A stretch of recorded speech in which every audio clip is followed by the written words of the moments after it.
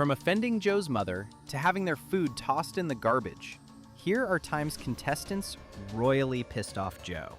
First, we have Howard from season 4, whose shenanigans easily make him the weakest contestant of the season, as you'll come to see. One home-cooked plated raw fish.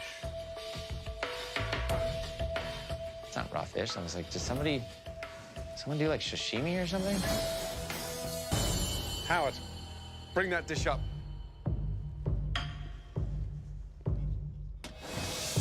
Even without tasting it, you know immediately it's raw. It won't even separate. I'm just amazed. This kind of is what pisses us off, and these kind of dishes are what send you home. This wasn't even his first dish to get tossed in the trash. Howard, let's go, please. Just 2 episodes ago, he'd attempted to wow the judges with a basic salad. Did you disappear into the library for half an hour? No, I did not. What is it, please? I made a citrus salad with a champagne vinaigrette, diced mangoes, sliced grapefruit, and just put the langoustine on top. If I just get rid of the half the plate, i.e. the 3 slices of lemon, what have you been doing across the last 60 minutes? Wouldn't even eat it. I went out and told everyone how good you were. Absolutely. You're in a landslide. Yep. This is a waste of our time. At this point, if it were up to me, I'd throw you out. I put my ass on the line for you, and that's the you give me?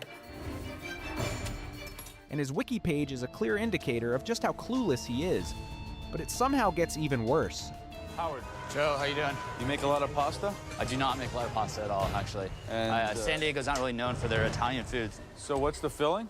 Shredded braised chicken, bell peppers, and a little bit of seasoning. What do you think about putting bell peppers in the stuffing? It's really unusual, yeah. I would taste that.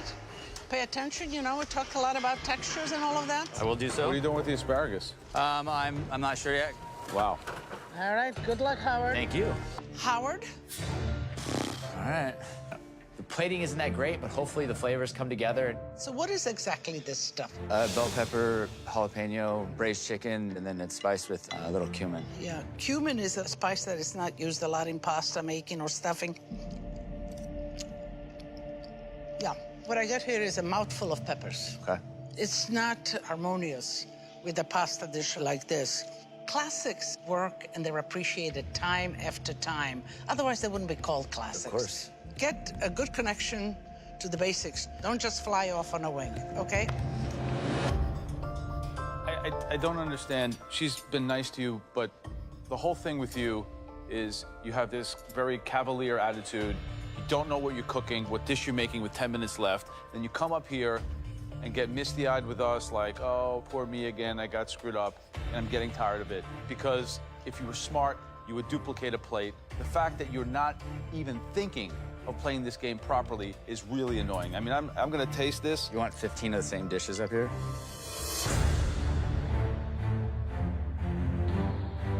If you're here putting your spin on everything you make because you want to show us how cutesy and intelligent and crafty you are, well, that's going to get you a one-way ticket back to wherever you came from. And then you could show your friends and the 6 people who told you were good how cutesy and smart you are when you're home cooking at dinner parties, while the rest of this group goes on and competes to become the next Masterchef. So, I want pasta cooked properly because you know what? The only thing worse than a cook who can't boil is a narcissist in full denial. Thank you for nothing.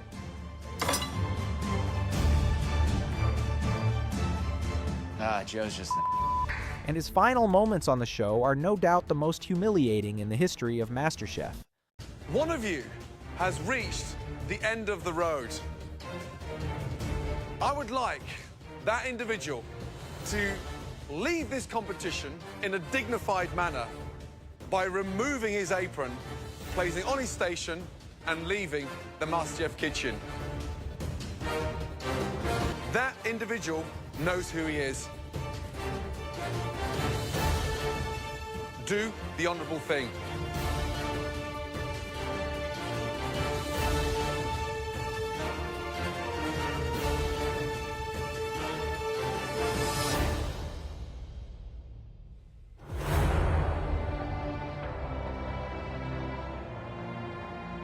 Next, we have one of the weirdest dishes ever presented. Contestant Tali thought he could reinvent risotto without ever having made it before. Joe is definitely the scariest judge. He's the judge to win over. And if I can do that, then the Masterchef title is definitely mine. I made a pistachio, cranberry, cherry, and gooseberry risotto. What's this? What's this baby powder looking stuff here? That's hazelnut and walnuts mixed with some tapioca maltodextrin. I wanted to give it a little bit of... You know what it is? It's garbage is what it is. What you did on that dish is inappropriate and ultimately kind of disgusting. Congratulations.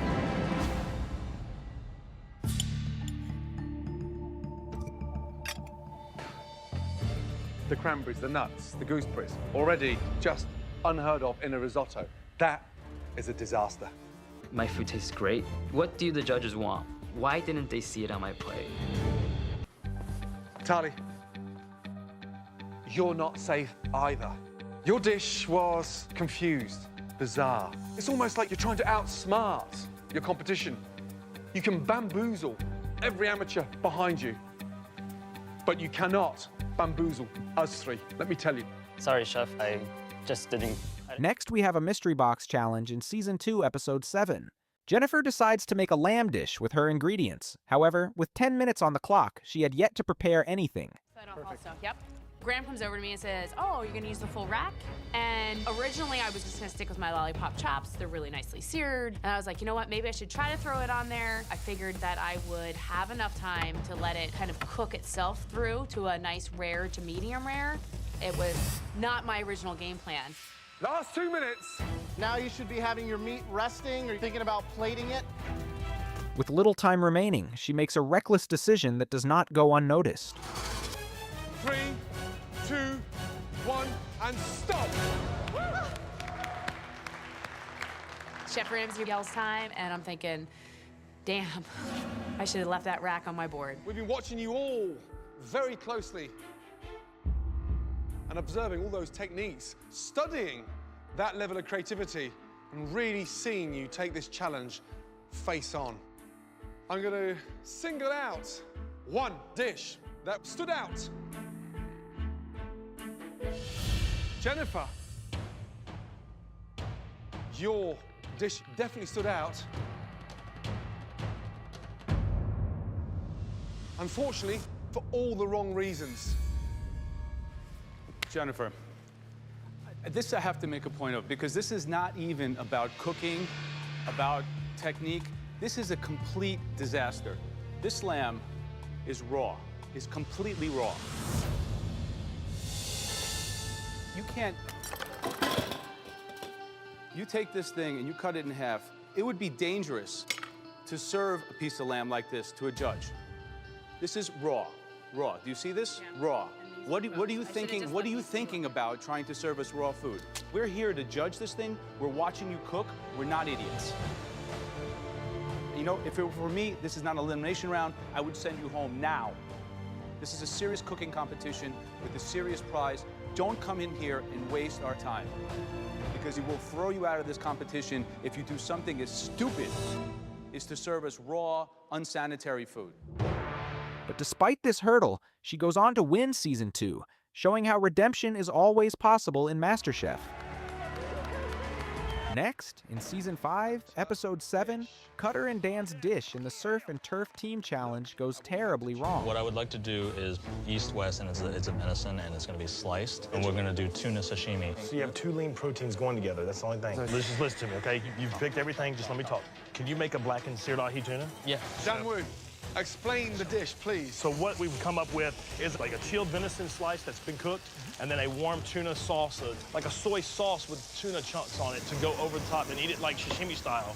Right. Why is it cooked then? After arguing in the pantry about protein choice, they struggled to even follow the same recipe. Dan goes off on a wild tangent in the pantry, and by the time we got out of there, we ran out of time. And so now it's basically a mystery box now. I'm just so pissed off at Dan Wu right now because, I mean, he just does not listen to anything. And I even tried to tell him, you know, we can't do this. We have to do something else. And so I know I'm probably going into a pressure test because I have an idiot as a partner who just wouldn't listen to me. Let's go Dan Wu and Cutter, please. Thank you.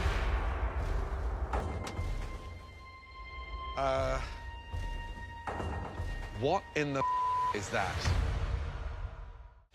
It's a seared venison loin on a bed of cauliflower and parsnips. On the other side is a seared tuna marinated in some ponzu, yuzu, soy on a 3-radish salad. Even separate identities, it still doesn't work. That is possibly one of the worst dishes in this competition so far. But Gordon's disgusted reaction is nothing compared to what Joe had to say. Yeah. You don't have to eat it, really. You don't. I'm a judge here, so why don't you let me figure out what I have to do and what I don't have to do. I know how to do my job.